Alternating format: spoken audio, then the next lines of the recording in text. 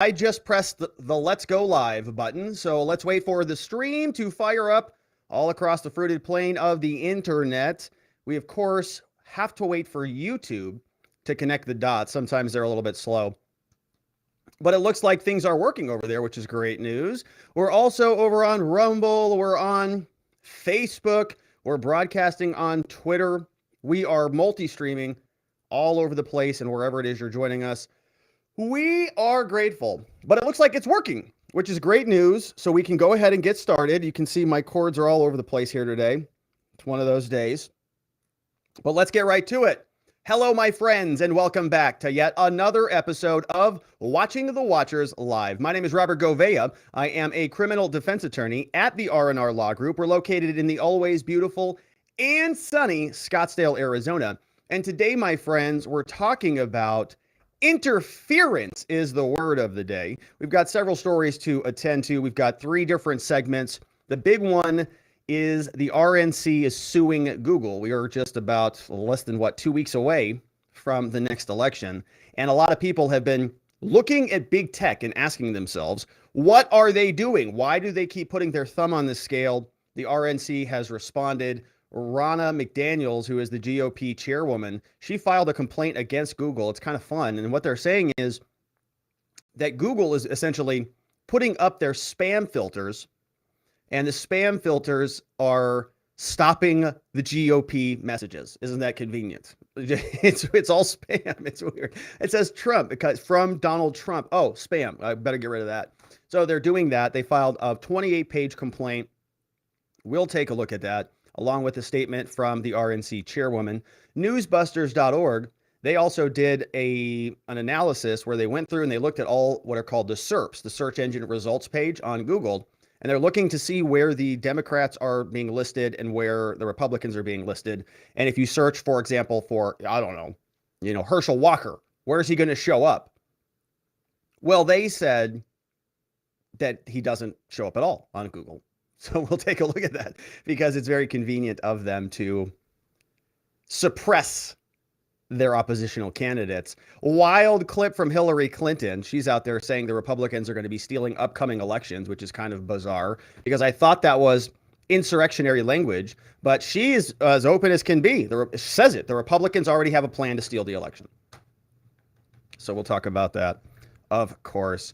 We have some international news. Yesterday, the DOJ came out and they warned us that we are going to be facing some serious election interference. We've got these foreign state actors, all of these nefarious, influences from all over the planet, apparently going to be interfering with our elections. Politico is reporting this, saying that a major bulletin is going to be released from the DOJ. It's October, so it's time for them to be out and about warning us about all the dangers to democracy. So we'll take a look at that. Merrick Garland was asked about Mar-a-Lago back during this press conference. Everybody was saying, nobody cares about your stupid warnings. We want to know about what you're doing prosecuting your political enemies in this country. And Garland says, well, I don't know. I speak through our filings. So we'll talk about that. Now, there were some interesting arrests and arrest warrants that were issued involving some Chinese spies over from the CCP. These two guys. We've got He Guchin, who is somebody who's apparently a spy. He got charged criminally, along with Wang Zhang.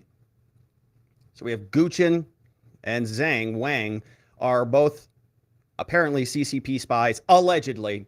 And there was a fun arrest warrant that was drafted by an FBI special agent who said that they were up to no good, trying to make a bunch of trouble in the neighborhood. And we'll go through that story as well. Now, there was an interesting little kerfuffle there in the CCP when they were in Congress. They got rid of Hu Jintao. He was just sitting there. This nice 70-something-year-old man is sitting in the Chinese Congress, and Xi Jinping just said, "You're out of here, buddy boy. Don't touch my paperwork." He tried to touch the paperwork, and then he got ejected. So there's a lot going on with the CCP. Apparently, they've got a bunch of spies here in the United States. They're consolidating power over there across the country, and it's kind of a mess. So we'll talk about that. And then in our last segment, we're staying international. Brittney Griner, the WNBA player, apparently is getting 9 years in prison. We've already talked about this. She appealed it. There was some hope that maybe there would be a prisoner exchange, but no, she's going away for 9 years. And apparently she's already off to like a penal colony there in Russia. So this whole diplomacy thing is not working out so well. Bloomberg was reporting that Ned came out. We always like when Ned speaks because he's Ned, you know, and he has a lot of Ned stuff to say. Ned from the State Department is out. Karine Jean-Pierre says that, no, we're getting Brittney Griner back. Don't you worry about it. Biden got a new vaccine shot today. I think is his 5th or 6th or 37th, doesn't matter. And he said that they're still working on it. Meanwhile, as the Russians continue to house American prisoners of war or sports or whatever, we saw the Dems yesterday were sort of using that very negative D word, that diplomacy word. You can't really say that too much these days, lest you be accused of being old Pooty Poo's sock puppet.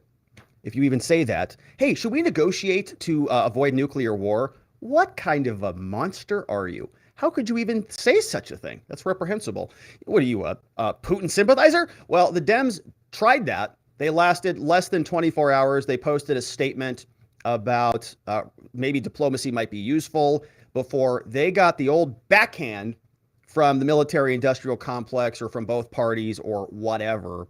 And they reversed course on that, so not surprising. Griner spoke from behind Russian prison bars, and we'll check in with her as well. And so, as you can see, my friends, we've got a lot to get to today. And if you want to be a part of the show, the best place to do that is over at watchingthewatchers.locals.com, where they are chatting away over there. Shout out to Zach Nichols. Facts Matter said I was wearing my Zelensky shirt today. I happen to like this color. I think I have 2 of this same exact shirt. But it's true. Now it's a Zelensky shirt. Oh, great. So maybe they have to go in the recycle bin. I don't know. But okay, so that's what's going on over at watchingthewatchers.locals.com. And there's some other fun memes and things being posted there. But if you want to check that out, of course, the website is watchingthewatchers.locals.com. You can see it right there. And we do our morning walk and talks where we carry on the conversation after the show. You can also join as a member on YouTube and get a lot of the same stuff. And before we jump into everything, I do want to remind you that I am a criminal defense lawyer. We have a law firm called the R&R Law Group in Scottsdale, Arizona, serving all of Arizona. And so anytime anybody comes to Arizona, whether they're visiting or they live here, sometimes people get in trouble. And sometimes it's not their fault at all. I mean, we have cops that just sit on the highways and excuse me, you can see how outraged I am. And they charge people with criminal speeding for going just a little bit fast. Okay, a crime, 30 days jail, misdemeanor. It's nuts. So anyways, we have to help people through that and preserve the presumption of innocence and make sure those prosecutors maintain their burden of proof. And we thank you for your referrals to our team so that we can continue to do that at 480-787-0394, online at rrlawaz.com. Free case evaluations. And thank you for keeping us busy with all of your antennas poised for people that we can help. All right, my friends. And so now, without any further ado, let's get this puppy queued up. But first, let me say hi to what's going on, our friends over on Rumble. Shout out to Cat Crap Fever, my favorite. Adam CSC is over there. Mima Sis is there. Dog Digger, Elucidation Station. Vienticus is man in the fort over there as well, along with Adam CSC. Our friends over on YouTube, Mads, Hello, my friend, is here. Hello, my friend is in the chat. Fonda Holland, JJ Robinson. We've got Rana Church. Shout out to Ginger. Spidey Fan, Mindless Turtle, Carla in Vegas. Good to see you guys. All right, and so now that all the chats and all the tubes are warmed up, now we can get into it. The RNC, the GOP, sues Google, alleging that they have been censored, that the Republican Party entirely has had their emails suspended, not delivered, filtered out, considered to be spam by the Google big tech AI bot overlords. And the Republicans are now fighting back. You see this woman, her name is Ronna McDaniel. She is the GOP chairwoman. She is filing a complaint against Google. It's 28 pages. We'll take a look at that. Of course, the elections are heating up. And if Google puts their thumb on the scale, that could be a pretty big problem. We also have another report saying that Google's also, in addition to influencing email results, influencing search results so that if you search for a candidate's name, they just sort of get suppressed in the rankings. So we'll take a look at both of those things. Before we do, let's check in with Ronna McDaniel over from the RNC. And she is explaining the lawsuit prior to filing. This is RNC Chair Ronna McDaniel discussing her lawsuit against Google for the censorship of the Republican emails. Yeah, we're about to file this lawsuit. It's a big lawsuit, obviously, because it's against Google, so we want to get it right. Yeah. But this is voter suppression, guys. This is Google. They have 53% of the country that have Gmail accounts, right? So they're basically acting like a utility. And when the Republican Party's sending get out the vote emails or fundraising emails, they put their thumb on the scale and say, we're not going to send them. Spam. It goes to zero deliverability the last 4 days of every month. This has been happening for months. And we have to stop this. This is wrong. I guess I thought we were past this. And you can imagine how consequential that is. Think about get out the votes, fundraising, debates, all the different things that campaigns use email for. It's a lot. You probably are getting spammed to death by many of them right now, whether it's through text messages or other mechanisms. Email is a very, very favorited tool by political campaigns. And if Google is suppressing them, that leaves the Republicans at a pretty big disadvantage, especially if the Republicans say, hey, reminder, elections are tomorrow, get out and vote. If all the Republican emails get spammed out of inboxes, but all the Democrat emails go to the Democrats, you can see how that could maybe cause unfair results. Unbelievable that this is still happening. People aren't seeing emails that people spend a lot of money putting these together, and voters aren't seeing them. They're being suppressed. They're being suppressed. So everybody who has a Gmail account, it's not like Google's a vendor of ours. It's everybody who has a Gmail account. They're working for you, and they're telling you what you can see or not see in your inbox, and they're suppressing get out the vote emails by the Republican Party to zero deliverability. This isn't an algorithm, guys. This isn't it's a mistake. It's intentional, and we're going to sue them. Unbelievable this is happening. Google intentionally putting the thumb on the scale only for the Republicans. Very interesting. Let's take a look at the lawsuit that was filed, and you can see it is a 28-page whopper. And let's look at some of the lawyers who are here on this lawsuit. Shout out to Harmeet Dillon, who of course is an excellent follow and lawyer and fighter for justice. And her law firm, it looks like the Dillon Law Group, she's on Twitter. And you may have seen her in other episodes like the Tucker Carlson show, where she's a regular guest and comments on a lot of the litigation. Also coming out for some other lawyers at the McCarthy Group. They're lawyers for the Republican National Committee, but it's filed out of California, which is interesting. And here's the lawsuit filed October 21st. Republican National Committee as the plaintiff, suing Google as the defendant. This is the verified complaint, and they're asking for injunctive relief, meaning they're asking the court to tell Google to do something, maybe to stop censoring the Republicans, for example. And they want a declaratory judgment along with some damages, meaning they want the court to tell Google, you did a bad thing, here's why. And as a result of the bad thing, you owe some money. Here's what those look like. So we have some background here from the RNC. Written in the introduction, they tell us, Your Honor, they're filing a complaint. They're very upset. They say, Judge, we're filing this complaint, and here's why. This case is about a market-dominant communications firm, Google, unlawfully discriminating against the RNC by throttling its email messages because of their political affiliation and views. We call that discrimination. Email is an indispensable means of communications that we use. The RNC relies on this as a crucial conduit to supporting the Republican Party, including for getting out the vote activities and to fundraise for all of our political affairs. To effectively reach people, the RNC takes great pains to ensure that every email it sends is to someone who requested it. Right? Email deliverability is a big issue, and you want to have good email lists and use them and send them regularly. There's all sorts of good practices for this, and people spend millions of dollars on consultants who figure this stuff out. The RNC says, nevertheless, Google has relegated millions of the RNC emails en masse to potential donors and supporters' spam folders during pivotal points in election fundraising and community building. The timing of Google's most egregious filtering is particularly damning. For most of each month, nearly all of the RNC emails make it to users' inboxes. And you can tell, right? If you open up an email, typically the sender can see that you opened it because it loads a link or they load little pixels in there. And so you can see, okay, everybody opened that email. And this is what people who use email for marketing manage, and they sort of optimize for that.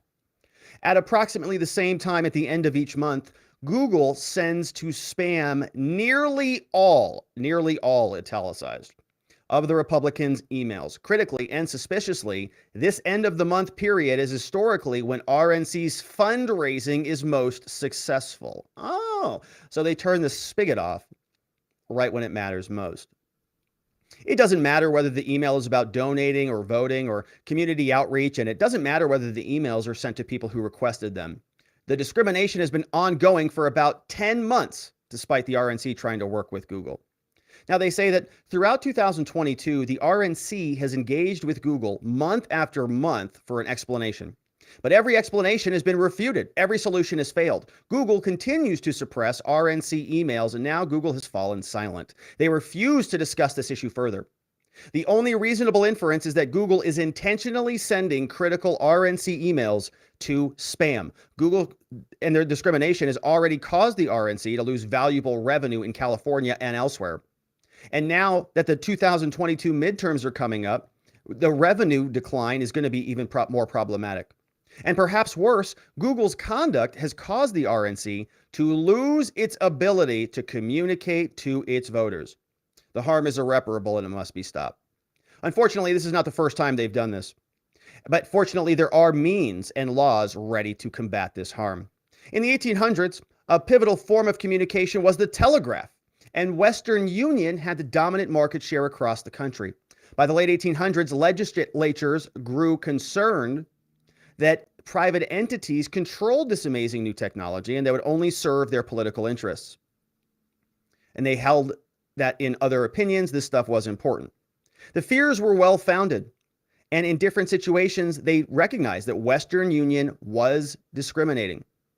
And in response to these discriminatory practices, we have enacted non-discrimination laws that prohibits businesses from manipulating the flow of information. We call these things common carriers. One such state was California. You must transmit messages in non-discriminatory manners. States took other measures to ban businesses from discriminating against the public. They give us several examples of civil rights acts, saying you can't discriminate against people based on their political affiliations and beliefs, and you can't put people into certain classes. But despite all of these efforts from the states and the different entities, the federal government has done nothing. History has regrettably repeated itself. Once again, a dominant communications company called Google is discriminating on the basis of political affiliation. At bottom, Google's email service is a modern-day Western Union. Google offers to carry messages in the form of email. Google allows any adult to make an email account called Gmail, and it just has you sign its boiler terms of service. Google possesses a significant amount of the email industry. 53% of Americans have Gmail. Google's email service is indispensable, and everybody checks their emails daily. Although Google's tools for discriminating might be a little bit more sophisticated back than Western Union's, it's discrimination nonetheless. And there have been many cases saying that discrimination is not appropriate in any technology. They've been repeatedly applied to more sophisticated materials than the telegraph. The telephone, they give us cases from 1979. They've applied to internet service providers, cases from the Ninth Circuit 2022. They've applied to social media like Twitter, Facebook, YouTube, case from 2018, financial websites, and so on. Email is not the point where this technology is so complicated that the government can no longer regulate it. Okay, all of those other technologies have non-discrimination sort of provisions written in there. And you've got, cases against Tinder and others, dating applications. So they say, this is not any different. This is just email. It's obvious. It's like sending a letter, like Western Union. The RNC continues. The court here that's listening to this complaint should thus make clear that California's non-discrimination provisions apply to Google's Gmail. Whether Google is a common carrier or not, California law prohibits them from filtering out the RNC emails. And if you conclude otherwise, it would mean that every other technology could do it. It's not an answer to say that Google surely will, as Google surely will, that it's not intentional. The RNC is saying, oh, Google's going to come out here. No, we didn't know. It's an accident. The most reasonable inference is that it is intentional, argues the RNC. And regardless, Google's conduct is at the very least negligent and unreasonable, and California law forbids that too. Common carrier law doesn't require intentional discrimination, and neither do common law claims like negligent interference or other claims. In the end, Google has violated the law and irreparably injured the RNC. And so therefore, the RNC says as follows: we seek an order of this court declaring unlawful and enjoining Google's diversion of the RNC communications to its supporters that use Gmail, and order all appropriate remedies authorized by law, including compensatory, statutory, and punitive damages, along with the attorney's fees. So they're asking for that injunction. Google, what you're doing is bad. Stop doing it. You're enjoined from continuing to filter out the RNC emails. And then award damages. Money, big money. Now, they detail the parties for us. Of course, we know what the RNC is, the Republican National Committee. They developed a GOP platform. They raise funds, and they have raised a lot of money. In the first 9 months of the year, so from January to September 30th, we've got the RNC has raised $296 million, lots, and they use various funds. Total disbursements were approximately $349 million, so even more. Now, Google, of course, is a Delaware corporation, and they are the leading email service provider for 41.9% of all Americans. They make their money through advertising, and they collect users' information in their inbox. They say that Google is responsible for violating the law because in California, they are being censored. They say that Google's actions in California specifically have impeded the RNC's ability to fundraise. The RNC argues that they maintain a list of people who've requested to receive the emails. They're doing it appropriately. They're not spamming people. So if it is just spam, this is the paragraph where they're saying it's not spam. Okay, what Google is going to say is that it's spam, and they're saying it's not spam. Why? Because the people opted in. If the RNC receives a request to no longer receive any emails, a person is removed from the email list within a reasonable amount of time, and they don't receive any emails. So if Google is categorizing these things as spam, it's because it's a filter. It's not because it's actually spam. The emails the RNC sends is from this address. And so you tech people out there, right, you sort of know that you can jeopardize a domain. If you have a domain that you are spamming people from, Google's going to say, this is a very spammy domain. It's going to send all your emails to spam. But what RNC is saying is we don't do that. This is our official email. We only send it to people on the list. If they want to opt out of the list, they opt out. But Google still says it's spam. How often a sender's email reaches a user's inbox is called the inbox rate. Now, Google does not provide data on whether an email reaches an inbox. So to optimize email deliverability, the RNC contracts with a leading company in the field called Validity. According to Validity, they use software called Everest. It's the absolute pinnacle of email marketing. It's one of the few programs that gives you full control of all critical stages of the marketing. Together, the RNC can essentially monitor whether its emails reach a user's inbox or it's filtered to spam using an acceptable method. At a general simplified level, they say that the RNC has created, along with Everest, numerous email addresses used specifically to determine whether an email sent by the RNC reaches an inbox. So they're doing a little investigation. When the RNC sends an email, it generally sends it to a subset of itself created emails and a subset of other people. But then, with the help of Everest, they do statistical analysis. Thus, if Everest and the RNC calculate an inboxing rate of nearly 0%, It means that Gmail hid nearly every campaign email sent by the RNC during the relevant period of time. Paragraph 26 gives us an example. They say, this is an example of an RNC email sent to Californians who requested emails, and Google sent almost completely to spam. Okay, so somebody signs up. They say, hi, I'm Howard. I'd like to sign up for your newsletter. Hey, Howard, here's California's June weekend of action coming up. Step up and join in on Operation Red. The midterm elections are less than 6 months away. If you haven't volunteered yet, it's time to. What are you waiting for? It's more important now than ever to sign up for this. Okay, and presumably Howard wanted that email. So they send it to him, and it doesn't look like it's spam. Howard didn't even get to know about a weekend of action in California from June 3rd to June 5th. Outrageous, because Google said it was spam. Oh, and so they couldn't get those fundraising and that support all done.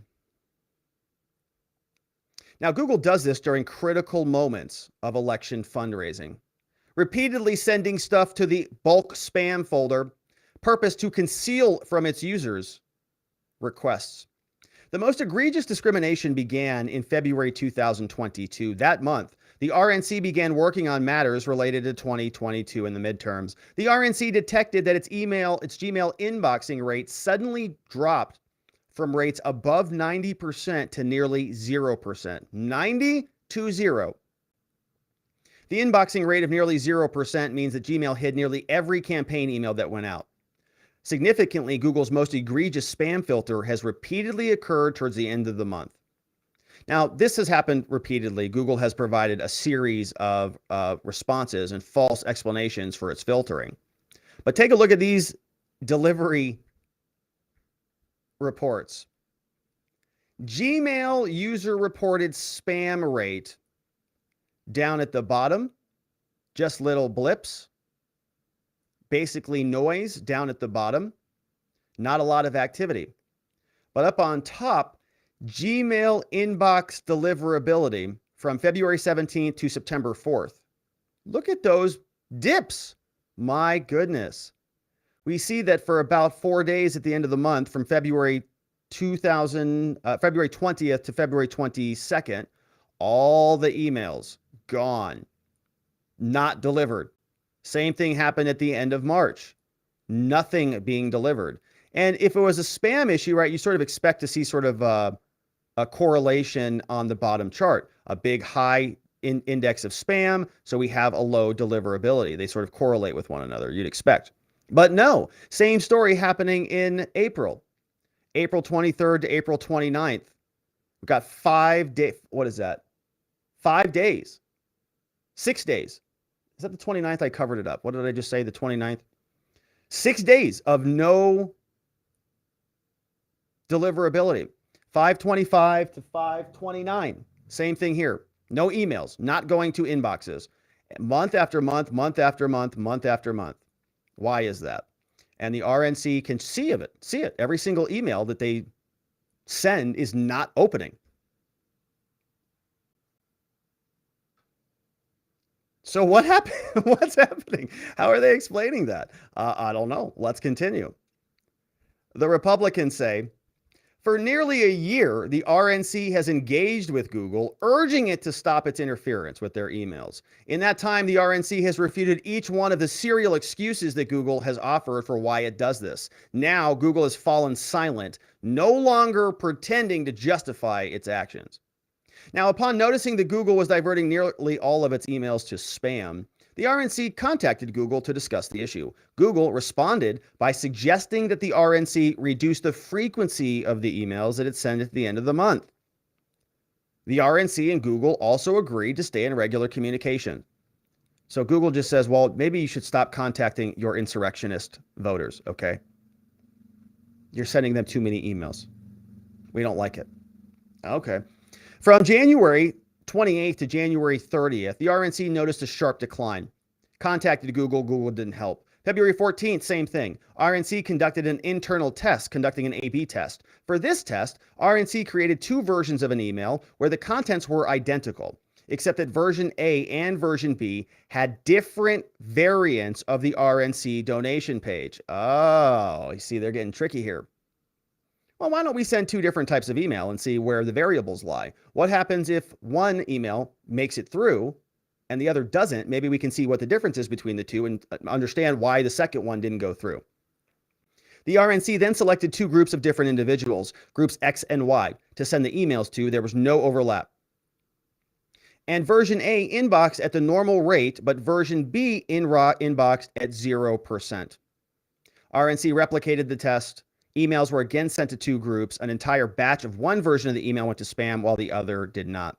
The test suggests that Google is not suppressing RNC emails based on their communicative content. Okay, so they're both being censored. What's in the email is irrelevant. Both are being censored. Same result. So the email and the list of the recipients doesn't really matter. It's not consequential. The RNC immediately informed Google of their test, although Google initially told the RNC that it would check with its product team. Google did not respond for the rest of the month, and they never have. From February 1 to February 21st, Gmail diverted the RNC's emails to spam, causing the inboxing rate to fall to 0%. Finally, Google responded that the monthly crashing of the inboxing rate was due to a high number of user complaints. Oh, it's your voters. They hate you. Blame them, not us. This is everybody pointing the fingers all over the place. It sent the RNC a list of best practices, like monitoring their postmaster tools and checking their email providers for irregularities. But Google's explanation was not true. As the RNC informed Google, it already had been actively monitoring those tools, and there were no reputational issues. They say we're running a clean shop. We're not spamming Viagra all over the place.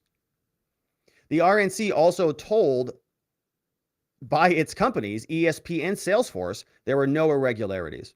There was also no increase in user complaints preceding those periods. So Google's just full of it. Again, in March, RNC's inboxing rate fell to 0. Google again was contacted, and they say that even though the RNC still had a, quote, high reputation, the issue was still popping up. Eventually, Google agreed to meet with the RNC to discuss these issues. And to provide context, the RNC sent Google an email. They said, hey, Google, hey, we're looking forward to meeting with you to figure out why you keep censoring us. And we want to just sort of get your take on this. But before we get into this, here's a suggestion. For your awareness, we've had even more significant inboxing issues pop up. Volume was almost identical across the days, and our different reports say all our domains look healthy. We've noticed these issues tend to arise on the weekends for key events for our fundraising and voter contact. Okay, all this tech support stuff is going on. I feel like I'm dealing with my internet service provider here. Trying to stop. It's like they stop at the biggest moment we need them, those emails for key events. Hey, we've got a big thing happening on Saturday. We want to send out an email on Friday to let everybody know. Multiple emails sent over the weekend were expected to be top performers, but all hit spam. We're going from 100% inboxing to 0%. There's not much in between. On March, the RNC met with Google. Google did not present them with any new suggestions. But Google offered to have weekly calls. Well, we can talk to you about this stuff. RNC accepted this offer and they met with Google twice. Then Google representatives informed the RNC that she could not meet with the RNC because she was not legally permitted to do so. What? The RNC once again got inboxing problems and they continued to contact Google and submit reports, but Google's not caring. Google blamed the RNC press releases as the reason it was diverting emails. In June, Google's explanation was erroneous. All of the press releases are issued from entirely different emails. Okay, so they're saying, no, that's not it either. June, they dropped again. Google provided two new suggestions. Oh, it's domain authentication. Yeah, it could be Google's algorithmic spamming system. But again, RNC says no. Here is the statistic that the RNC had been tracking. These are the spam reports from users on their emails. Oh, no, no additional spam reports either. Because in the emails, right, you can, okay, are people saying these are spammy? Nope, no spam. Okay, so Google then decided they were going to give the RNC a training on email best practices. Yeah. But it's not going anywhere. Despite all of this stuff, the filtering reoccurred. RNC's inboxing, 0%. Now, the 2022 midterms come closer, and the urgency of the RNC picked up. They've got to get this thing resolved. On September 29th, over 9 months before they started sending emails back and forth, they send another one. RNC sends an email to Google stating, "We're 40 days out from Election Day. We do not have any new transparency from Google, and we need a resolution. Can Google mitigate this spamming immediately?" After detailing now how the RNC has adopted Google's suggestions to date, the RNC noted that despite having a significantly positive impact on performance, this appears to have absolutely no impact on the timing of the spamming. The next day, Google responded, said, "Oh, sorry about that. We're going to be in touch." But it hasn't. For the last 3 weeks, the RNC has heard nothing from Google. And again, from September 29th to October 2nd, the RNC's inboxing rate fell again to 0%. It's kind of an important season right now. Want those emails going out? In sum, Google has repeatedly intercepted and diverted the RNC's essential communications to the financial supporters on which it relies during the most critical period in the election cycle. Google diverted and concealed as spam nearly all of the RNC emails from February 2 to 3/21, and you see the dates here. The RNC also tracks its inboxing rate for other popular email platforms like, Yahoo, Outlook. Although those platforms have an identical interest in Google to limiting spam, they did not conceal all or nearly all of the RNC emails at any point. Indeed, the inboxing rates on these platforms did not reflect any dramatic decrease in these rates, let alone inboxing rate of nearly 0% that Google has imposed on all of the RNC emails. So take a look at this chart titled 22 year-to-date major ISP inboxing percentages. Of course, this is coming from the RNC. Top list is Google. Gmail, 0 inboxing in February, right here. We have another one in March. You see these big dips, 0 deliverability. Now, if these were spammy emails, and if all of these were problematic emails and users hated them or there was something wrong with them, you would see that with different emails. Okay, you would see that if you went over to MSN, wouldn't you expect to see a correlation between the two? You'd see a dip that sort of carried out through all of the providers. But you really don't, actually. You see that these dips, MSN, they have some very, very interesting deliverability, right? They're sort of filtering, sounds like almost by user. I mean, so very noisy, but you see a big deliverability issue here, sort of mid-June, but Google doesn't have one that corresponds. So it's not the content, it's the platform, certainly. Same story here with all of the other inboxes. AOL, looks like people are getting those emails. And then you also see Yahoo, people are getting those emails. No big dips, no big spikes. Google's the only one that does it at the end of the month. And they do it consistently. I mean, it's right there in the data. So what a joke. That's Google. And RNC is filing a complaint. They tell us a recent study found that Google labels significantly more campaign emails from Republicans as spam than they do from Democrats. Study found that Gmail labeled only 8.2% of Democrats' email as spam, whereas 67.6% of Republican emails were marked as spam. It is 8 times the rate of the Democratic emails. Google is also aware of, according to the RNC, and has responded to a public study establishing that it is intercepting Republican organization emails at 8 times the rate of Democrats. And so this establishes, writes the RNC, that all of this is intentional, deliberate, and done in bad faith. And obviously, as you can imagine, the damage from something like this is catastrophic. Midterm elections are only weeks away. Google needs to stop this immediately. They are mislabeling, and they're doing it intentionally or at least negligently. They say that there's many damages amounting to well over $75,000. It's going to be a loss in the amount of millions of dollars, permanent loss of opportunities to funds that the RNC could have supported. I mean, you could lose elections as a result of it. So the ongoing consequences are massive. Now, that's the meat and potatoes of the complaint. You see some of the claims are that it's a violation of the California Common Carrier Law, saying that Google intentionally was manipulating this stuff. Same with the unfair competition provision of California law. We've got count 4, which is intentional interference with prospective economic relations. And we've got count 5, negligent interference with economic relations. And then we jump down to unlawful discrimination, Telecommunications Act. A reason why I sort of fast forward through a lot of these, it's a lot of sort of reincorporating some of the facts that we've talked about. And so as we get to the conclusion, they say that as a result of Google's breach of its duties, the RNC, the Republicans, unable to communicate with financial supporters using Gmail, prevented the RNC from getting involved in RNC efforts, supporting the candidates. On information and belief, they say that these immediately lost donations likely amounted to hundreds of thousands of dollars, if not more, and the long-term consequences likely in the total of millions of dollars. Therefore, they say, we ask for relief.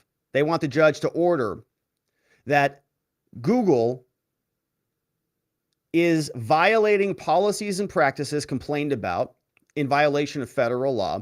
They want an injunction to stop Google from doing what they're doing. They want money damages to be paid. They want attorney's fees and interest and anything else the court deems appropriate.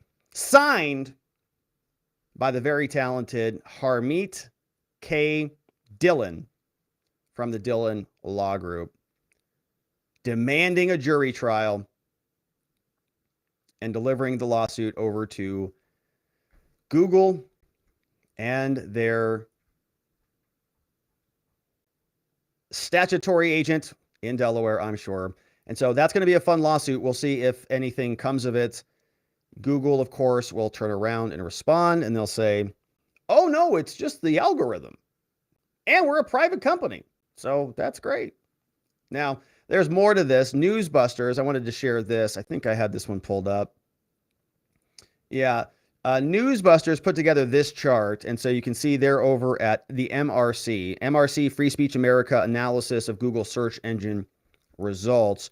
What they put together for us is a chart. So they did a study, and I'll refer you over there. But Google also has search engine results pages, okay? In Google, when you go in and you type into a search, you get results. That's what's called the SERP, the search engine results page.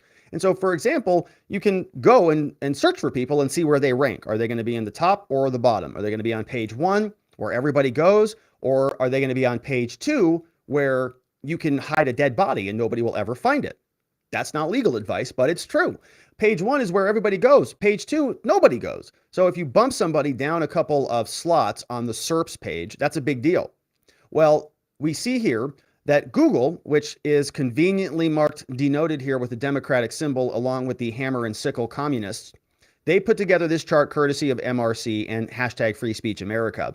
They're reporting that the Google search engine results page has been tilted in favor of the Democrats. You can see when you search for Blake Masters, according to them, rank of 6, Mark Kelly, rank of 5. That seems pretty even there. But what happens when you go down the list? Colorado, we see Joe O'Dea is 17. Michael Bennett is not even on the list, apparently. So that sort of favors the Republicans on that one. But here, down here for Marco Rubio, oh my goodness, he's not even on the search page. What? Rubio's not? But Val Demings is. She shows up as number 6. Herschel Walker, 0. Blanked out. Raphael Warnock, number 5. Very interesting. So if you're not even on the search results page, it's kind of hard for people to go find your campaign website, isn't it? Eric Schmidt, Missouri, doing a great job. He's got Fauci and Psaki lined up for depositions. We talked about them previously. He's number 27. He's like on the 3rd page of Google. It's like a dead body, like piles of dead bodies there. Trudy Bush, number 6. Adam Laxett, Nevada, not even on the list. His opponent is Don Bolduc out of New Hampshire, not even on the list, not even ranked. Maggie Hassan is, of course.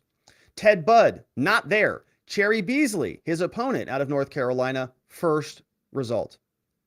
JD Vance in Ohio, womp womp, not on the search results page. Tim Ryan ranked number 2. Mehmet Oz out of Pennsylvania, 0, not even on there. But John Fetterman sitting pretty nice at number 3.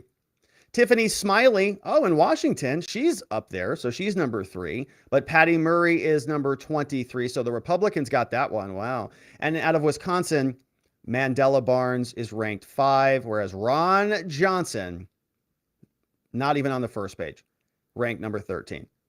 These were search engine results that came out as of October 7th, of course, searched for by the MRC, showing us that Google they just kind of do what they want. And if they can divert attention away from certain candidates, it may help and favor other candidates. But we'll, of course, continue to cover that, and we'll see what the RNC does. But it's been pretty obvious. We've been following this for quite some time, but it's still what many people call to be election interference. And we have another example of that from Hillary, which we generally try to avoid. Hillary Clinton now says the Republicans are going to steal the election in 2024. And we thought this was insurrectionary language, that this was sowing the seeds of discord amongst all of our great Democratic patriots who only care about the vote. Here's Hillary saying the Republicans have a whole plan in place, and she's launching a new fundraising effort for an organization that wants to crush the coup. Hello, Indivisibles. I'm here to highlight something that is keeping me up at night. Ugh. And I know this group really understands what I'm about to say. I know we're all focused on the 2022 midterm elections, and they are incredibly important. But we also have to look ahead, because you know what? Our opponents certainly are. Right-wing extremists already have a plan to literally steal the next presidential election. What? And they're not making a secret of it. The right-wing controlled Supreme Court. You can't say that. That's illegal to say things like that. May be poised to rule on giving state legislatures, yes, you heard me that correctly, state legislatures the power to overturn presidential elections.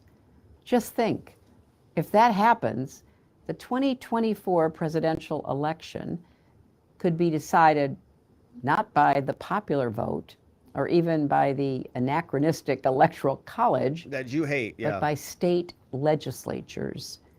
Many. Let's pause on this for a quick moment. What is she talking about? Remember that when the last election occurred, we were having a big debate on this channel about who gets to decide what the election rules are, right? In America, we have elections, and until very recently, you were allowed to talk about how to comport those elections, whether we had policies that caused voter enfranchisement or whether we wanted to, let's say, talk about voter integrity, where we say we don't want everybody to go vote like they're just buying movie tickets, right? We want some semblance of order in our electoral system. And so we have these debates about how our voting system is supposed to look. Hillary Clinton, until very recently, was, or I think still currently, she wants the popular vote. She wants the electoral vote to be the only thing that matters. And back during the 2020 election, there were all sorts of debates, especially in the COVID era, about what type of process was appropriate for the elections. Everybody was freaking out in Pennsylvania. They were sort of moving some deadlines around and extending deadlines. There were COVID pandemic era concessions. You can now vote by mail. We created drop boxes. A lot of things got changed. And we spent a lot of time on this channel dissecting the legal mechanics of how this works. Can a Secretary of State from a state just change the rules? Can a governor do that? Can a local court just say, oh, gosh, the Secretary of State is asking for an injunction to move the ballot deadline back by this date? Can a court just do that because of emergency provisions and all sorts of powers, right? This was a legitimate debate that is still a legitimate debate that needs to be had. And what many people think is that when there are conflicts, if a Secretary of State says that an election was done appropriately, but a state legislature says, no, it was not, who wins that debate? Where does the original power lie? In whom is it invested? Does the Constitution say that the governor and the secretary of state have final say on this stuff, or does the state legislature?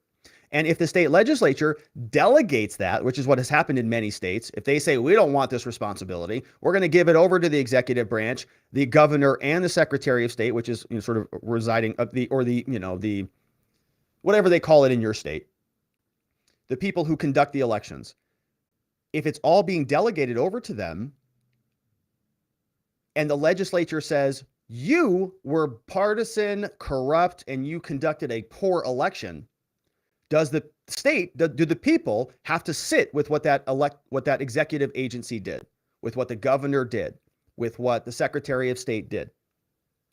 Or can the legislature say, holy moly, this whole thing was corrupt. It was not what we intended. We're just going to take that power back because the Constitution says it's ours in the first place.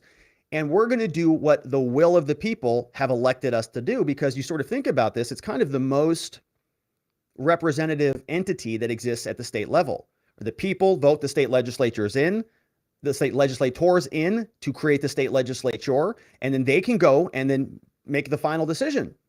But a secretary of state, in often cases, is just somebody who's appointed, it's sort of part of the governor's team and executive team. And does the governor have the power to conduct elections or set the rules of the elections in America? No. But a lot of that has been delegated. And Hillary is saying the Republicans are trying to take some of that back. And she's panicked over this, which is why, of course, they need more money to go over to their organization called Crush the Coup. Of them Republican controlled. But there's also good news in the face of this very real threat to democracy.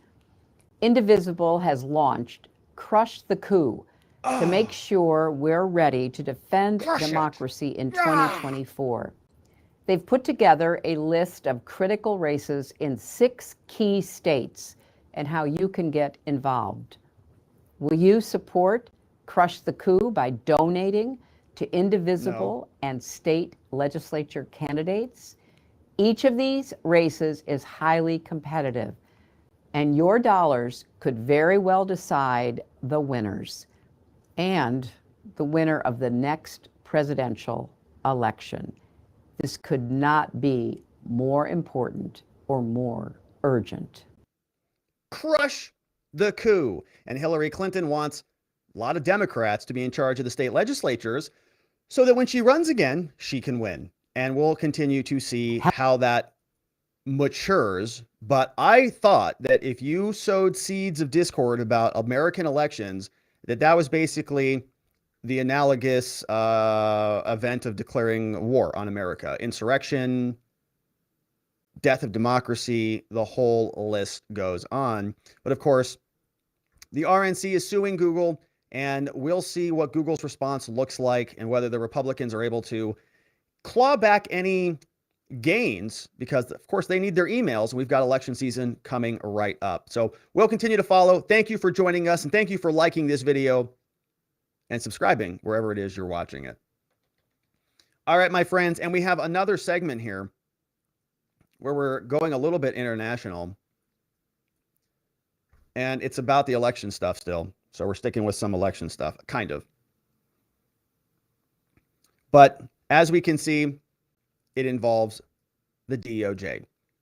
The Biden Department of Justice issuing new warnings saying that there could be some problems in the upcoming days as we lead into the elections. A story from Politico is a little light on the details, but they tell us the Biden administration is set to warn about threats to the nation's electoral infrastructure. A bulletin is coming out this week, and they tell us that top Biden officials are tracking multiple threats to the nation's election security infrastructure ahead of the midterms. They're going to issue warnings, including an internal intelligence bulletin this week. It's going to detail cyber threats posed by China, and we're going to read through a new criminal complaint against several CCP alleged spies. Say it's also coming from Russia and other non-state actors, and there are also potential physical threats happening around the country. They're talking about increased reports of intimidation at ballot boxes, and we've seen even here in Arizona, armed men, oh my gosh, with weapons and body armors sitting outside public locations. Everybody's freaking out about it across America because they've never seen a weapon before. The people requested anonymity to talk about this, but elsewhere, the Department of Justice addressed several malign influence schemes and alleged criminal activity by non-state actors. FBI was out talking about this as well. They say that malign foreign influence, whether it's in the form of the Chinese government or the Russian government, it's not just an election season issue. It's an everyday problem. Internal administration concerns are about election threats. They're working with local law enforcement. They're calling on people to discuss the potential for violence, and they want to stop the spread of false narratives. So we'll see what YouTube does and what all of these other tech platforms do. FBI, DHS, DOJ have not responded for comments. Already there are incidents of armed individuals outside of ballot boxes in Arizona, prompting the sheriff's office to be called into the area. Oh, great. Cyber threats are now heating up, and election officials say that they are concerned. So let's take a look at what is going on with China. There was a new, actually, before we've got this Merrick Garland clip. Asked about election threats, Merrick Garland responded when asked about Mar-a-Lago, not election. Asked about Mar-a-Lago, Merrick Garland responded saying that he can't comment on an ongoing investigation. All of this stuff is currently pending, and you know what DOJ policy is. Given the nature of the Mar-a-Lago investigation, I was wondering, can you guarantee to the American public when the investigation is complete that there will be transparency so the country writ large will know whether there were criminal offenses that took place or not?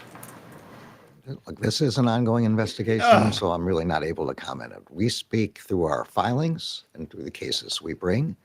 That's the only way we speak. That's not true at all. I have That's not true at all. Merrick Garland has one of the leakiest DOJs that we've seen in recent memory. The Washington Post essentially has direct access, I think it's probably via text messages, to a number of lawyers in the DOJ, because every other day it feels like we wake up to a new leak about the Trump Mar-a-Lago saga. But they're going to be telling us about all of the Chinese and foreign actors and all of that influence, but they can't talk about what's happening with the political inquisition of American candidates in this country. They're just, we'll speak through our filings, even though they are leaky as can be. So we are going to talk about these two guys. We've got He Guoqin, who is allegedly a Chinese CCP spy. And we also have this guy, Wang Zhang, who apparently is also a CCP spy. And so let's take a look at these new indictments that came out against these several individuals. This one is sort of less interesting. It's sort of a lot of technical stuff. But this is United States of America versus these Chinese PRC alleged agents. It's a criminal case emerging out of the Eastern District of New York. It's an indictment from the Brooklyn office. And you can see it encompasses several PRC individuals. All of them listed in this indictment. Now, this is a big document. I sort of want to fly through this one. Yeah, we're going to spend our time on the other one. This one's not as interesting as the other one. So I want to actually go through. This is the criminal complaint and the arrest warrant for these two guys, He and Wang. And if you notice here, this is the cover sheet. I couldn't see it because it's sideways. I had to tilt my head. But this is the cover sheet. We don't need to look at that. This is the more interesting document that is against these two guys, Dong He and Zhen Wang.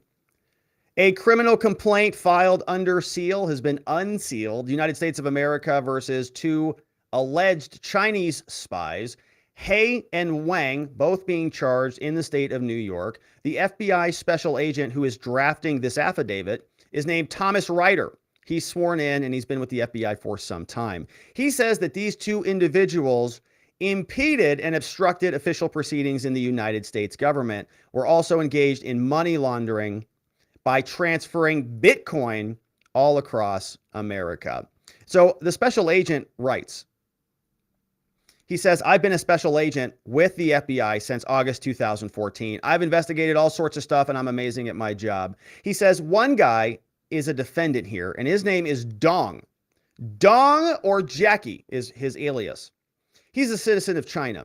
And based on the information, says this special agent, he says that Dong is an intelligence officer of the People's Republic of China. And he's conducting foreign intelligence operations targeting the United States on behalf of the PRC. The defendant, Wang, is a citizen of PRC. He's also known to me to be Dong's coworker. I also assess that he's an intelligence officer, also conducting foreign intelligence operations against the United States. Here are the photographs of Dong and Wang, both here, allegedly CCP agents.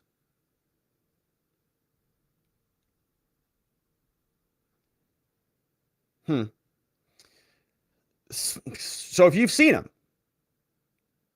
now you know. So we have some background on this. Company one is a global telecommunications company. It's headquartered in the PRC, and so we don't know what company that is, but it's got business in the United States. They're defendants in a pending prosecution, and these people were involved in this litigation. In their capacity as intelligence officers working for the Chinese government, Dong and Wang attempted to direct a person that they believed they had recruited as an asset to obtain confidential information about witnesses, trial evidence, and potential new charges to be brought against the company. Okay, so there's a telecommunications company based out of China. Government is prosecuting them. These two Chinese spies, they come in, they want secret information about the prosecution of this company. Wang and Dong, they cultivated their relationship and they pursued different directives, specifically asking about the criminal case against the company. Wang provided this undercover person with a payment of $14,000 plus jewelry for sensitive government information. They got $2,000 from Western Union, $3,000 cash, $9,000 cash and jewelry. Ongoing criminal investigation was moving forward, and this informant was providing them information. They said that if he could surreptitiously photograph a document that was classified as secret, that they would pay him $41,000 for a single page. Woo, that's good money. Can you just take a snapshot of that with your phone for 41 grand in Bitcoin?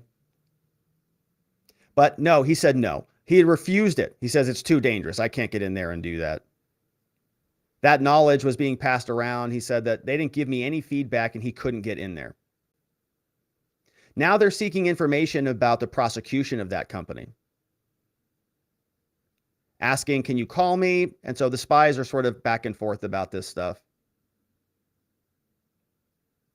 Can you talk with your ex-college colleague who works for the Department of Justice? We just want to talk to them. There's a new lawsuit against us. Do you think that you could maybe get him on the phone going after U.S. attorneys maybe? Wow. The defendants seek to obtain information to obstruct the prosecution. A lot of this stuff was great interest to the spies. And so all of this is just conversations back and forth. Let's see what some of the conduct is. So they got witness lists. I was able to see witness lists they got. A list of employees. They tried to get this guy to memorize a whole list. And the guy says, I'm sorry to say this, but it's a little hard for me to remember the names in Chinese. Okay, I can't remember all that stuff. They talked about cooperative witnesses. So they want to go after the witnesses to influence some of the witnesses. FBI agent says that based on my training and experience, this person didn't have the authority or the ability to provide those tasks. As they're communicating, they start deleting their emails. So the Chinese spies are deleting their emails, all of their messages, saying they're going to give this guy tons of Bitcoin, approximately $41,000 for delivering them goods. Says it's still too dangerous. They keep pumping him for information, but he can't do it. Finally, this stuff matures. Let's scroll down to the bottom of this. A lot here. He says, October 18th, Bitcoin was exchanged. The spy sends it over. He says, did you get your wallet? Yes, we did. Got the okay sign. So the transaction was completed. Emoji hand confirming receipt. All messages were deleted, right? So that's the transaction that takes place. Signed off on by Thomas M. Ryder, FBI agent. Here's the arrest warrant. Dong and Wang, go get them. And they must have been arrested, and so all of this got unsealed. But very interesting stuff from the CCP. And they are apparently in custody, and we'll see if anything else comes of it. But they were trying to get witness lists and presumably influence those witnesses, which of course is troubling. Now in China, we saw this interesting clip over the weekend. China's President Xi Jinping seemingly threw out his only opposition, Hu Jintao. Seated right here is the gentleman who is being escorted out of the Chinese Congress. And as we watch this clip, take a look at the papers that are seated down there in front of him. Hu Jintao was allegedly the only real challenge to Xi Jinping's continuing reign, his rule in China, third term. And a very interesting thing happened here where they escorted him out. It looks like Hu Jintao was trying to take a look at this paper that was covered up. Maybe he knew how the vote was going to go, and he decided he couldn't tolerate it, which is why he needed to get up and leave. This is what it looked like.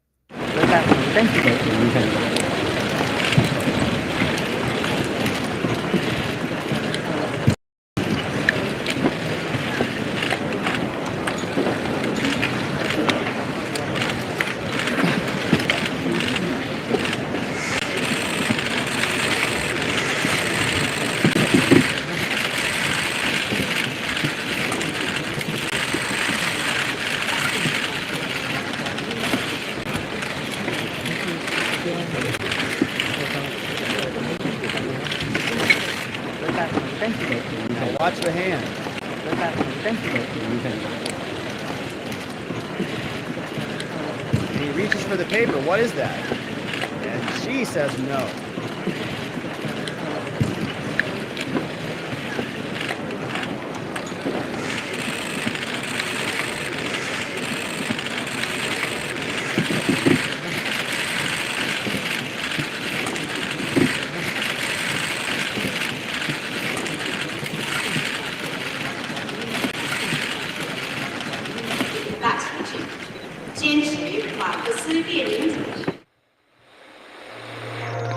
All right, so China is consolidating power. President Xi apparently throwing out anybody who might challenge him.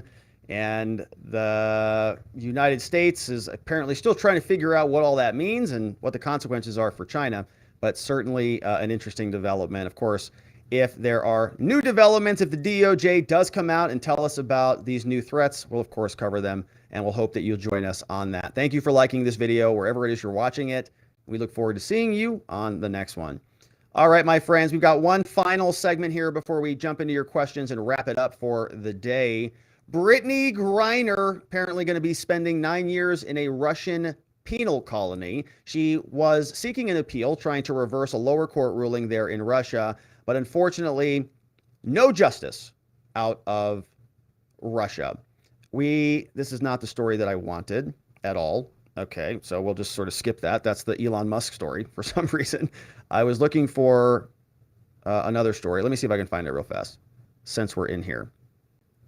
I was looking for the Brittney Griner story, which I thought linked. Yes, here it is. So let's go to this one. From Bloomberg, we have this. The Phoenix Mercury player has been detained in Russia.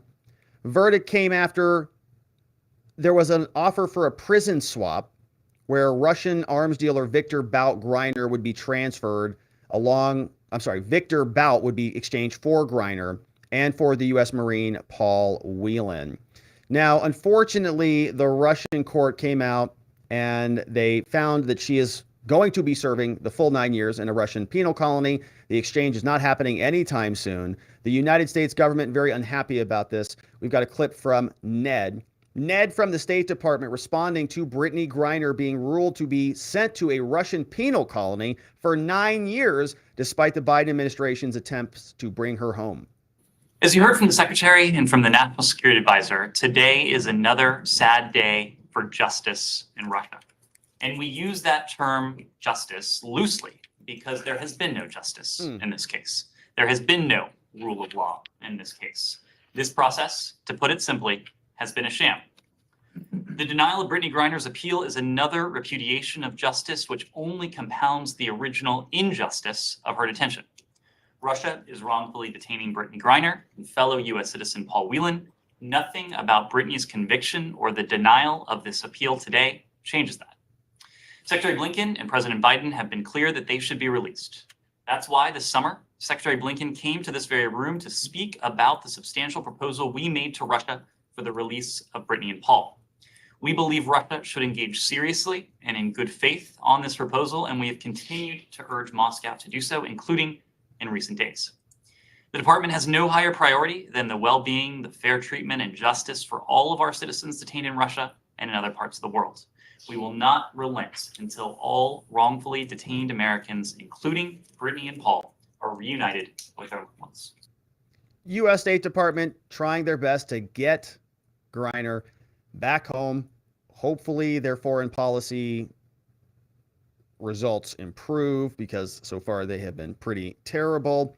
The White House responding to the Russians keeping Brittney Griner in custody for another 9 years, saying that they are keeping it a very high priority there. Just following on questions on Griner, there's sort of been a sense that the negotiations couldn't enter the next phase until this appeal process was concluded. So can you discuss a bit how today's ruling may have impacted negotiations?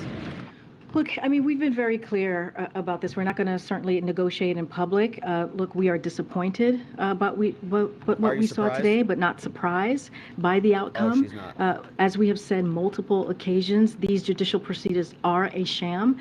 And look, this is a priority for this administration. This is a priority for the president. This is a priority for Jake Sullivan, National Security Advisor. He put out a statement this morning, and this is a priority for the Department of State. And we are going to continue to make this a priority and get Brittney Griner home as soon as possible, and also get Paul Whelan home. Again, I'm not going to negotiate in public. I'm not going to go into details of the process. But again, this is a priority, and we need Russia. We are asking and telling Russia to negotiate in good faith.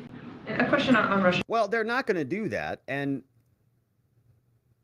it sounds like you really don't have much of a plan at all, other than to say that you care about this, which I think is par for the course.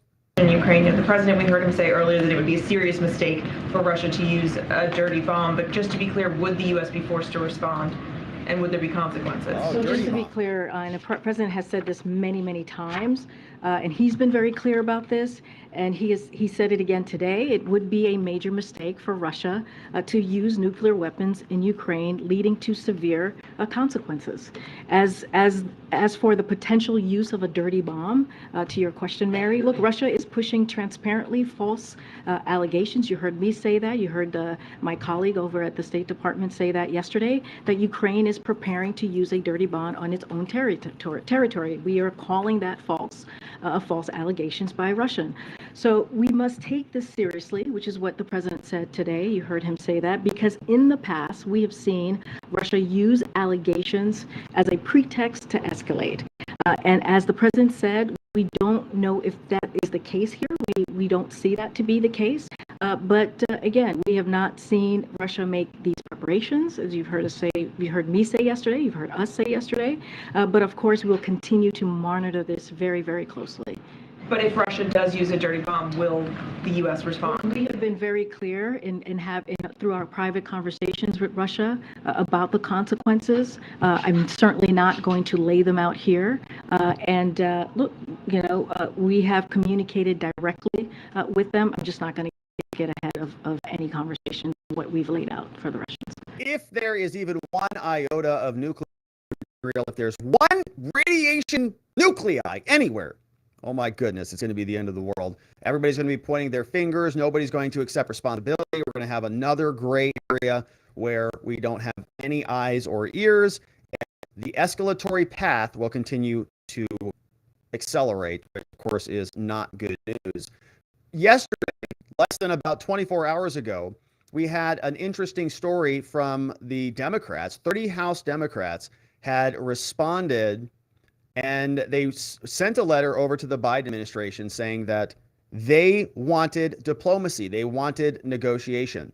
But they've reversed course on that very, very quickly. Less than 24 hours after reversing course and introducing the concept of diplomacy to the Biden administration, House Democrats reversed course again. They released a press release from Pramila Jayapal, who was the author of the original letter, saying, oops, we reverse course. They say the Congressional Progressive Caucus hereby withdraws its recent letter to the White House regarding Ukraine. Well, that was fast. The letter was drafted several months ago, she says, but unfortunately it was released by staff without vetting. Oh, blaming the old interns, huh? Very convenient.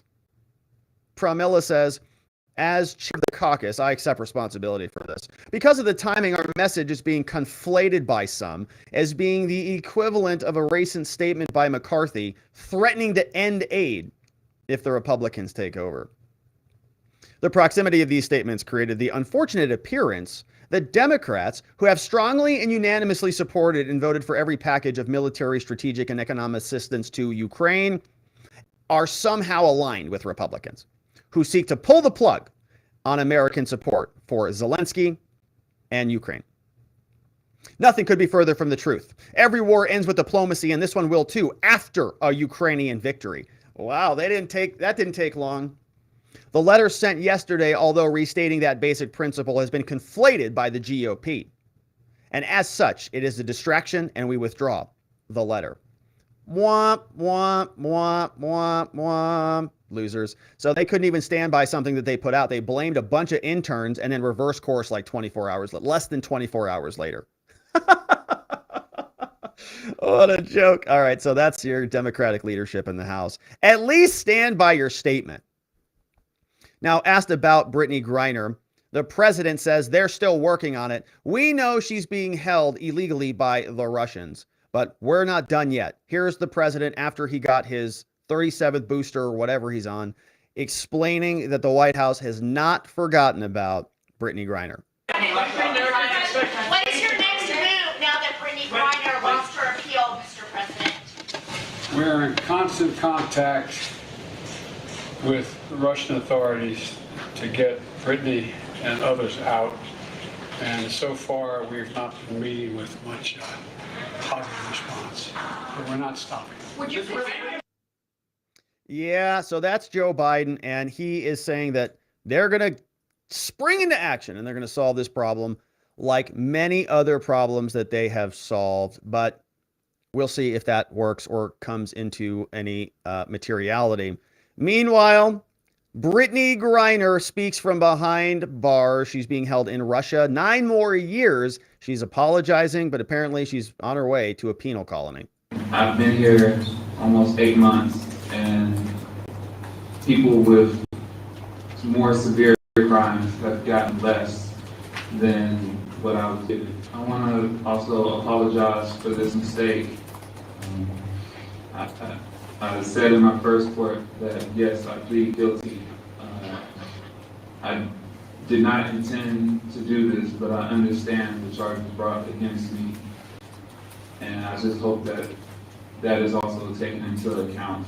The appeals court made a slight reduction in her sentence for time served in pretrial detention, but otherwise did not change the excessive and disproportionate sentence of 9 years in a penal colony. Nothing in the previous sentence, nothing in the result of today's appeal changes the fact that the United States government considers Ms. Griner to be wrongfully detained. What are your possible next legal steps?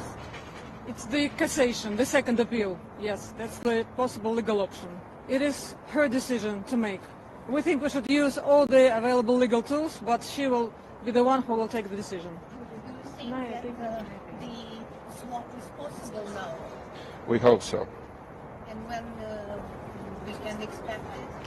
We are not involved in any negotiations. We do not know any details. So we have no comments regarding this one.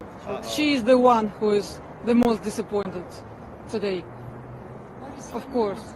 She looks like very, very doomed today, more than she was previously, more frustrated and disappointed. Because she had some hopes, and these hopes vanished today. 9 years in a Russian prison, not ideal. And of course, we'll continue to cover Brittney Griner, unfortunately, going to be staying over there until something happens. We'll see if anything does. But we will continue to cover. Thank you for joining us. Thank you for liking this video wherever it is you're watching it out there. And we look forward to seeing you on the next one. All right, my friends, that was it. We covered some serious ground today. We covered some Brittney Griner stuff, some DOJ election interference business. RNC is suing Google. And of course, there's a lot of debate news that we didn't get to, but I know that there's, I think the Oz-Fetterman debate is starting any minute now. If not, it's already on. But that is it for us on the day. And now I want to see if there are any super chats that came in so that we can say thank you to those before we wrap it up and go over to our locals after party. And before you get out of here, I do want to remind you that I will not be here Wednesday, Thursday, or Friday this week. 3 days off. I know I'm like sad about it. I hate leaving you guys and missing the show, but it's going to be a great event. I'm going to a mastermind in Austin, outside of Austin, about an hour outside of Austin for 3 days. Going to learn a lot of stuff. I'll be posting videos and I'll share some of the journey with you. Most of that's going to be over at watchingthewatchers.locals.com, but I do intend to assemble some videos and some other content and probably post the morning walk and talks and stuff. So don't not come back here. There's going to be a lot of stuff, but it will not be the live show over the next 3 days, just as a reminder. But I will miss you dearly, and I'll be thinking of you as I drift away to sleep, thinking about the day that we return on Monday, where we can do it all again. But before we leave, let's take a look at these super chats that came in. I saw one from K Bean. It says, Rob, is Google guilty of mail tampering? So I think email tampering is the argument that I would make. I don't think that they're legally guilty of anything, but I do think that they are guilty of things. Legally, I don't think you can convict them on anything. And I honestly don't even know that this complaint from the RNC is going to get much weight because, the government or Google is just going to say it's all algorithmic and we have total discretion to do what we want to do. And if they want to use email and our users are using Gmail, I think that the courts are going to have a difficult time with this case. But I think it is important. And I would love to see the RNC and other Republicans file more of these suits to get answers on this stuff, because somewhere, some courts are going to give them the benefit. In this case, right, this is California. They're filing in California. It's like, oh, gosh. So you have to think about the forum, too. I don't think Google's going to get, really any slaps on the wrist or anything, but it's good to know. I mean, it is good to know. It's horrific what they're doing.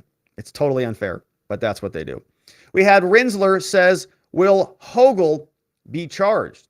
So not currently. I mean, I don't think there's any Republicans who are investigating anything like that. You could theoretically get a state attorney general who might want to investigate this further, but we sort of have some of that going on. I mean, Schmidt out of Missouri he's filed a complaint against big tech and they're investigating all sorts of stuff there. So we'll continue to follow that. Hopefully there is some good progress, but we'll see. Thank you for those amazing super chats coming in from K Bean and Rinsler.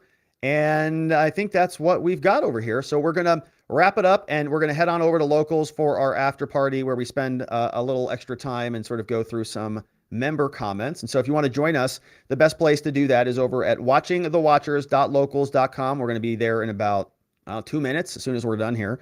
But before we head out, thank you once again for keeping our law firm in your mind, keeping those antennas up when you're out there. If you hear anybody in the state of Arizona who is in trouble with the law, criminal trouble, that's what we do. That's all we do. We don't do family law. We don't do personal injury. If you need a will, not our law firm.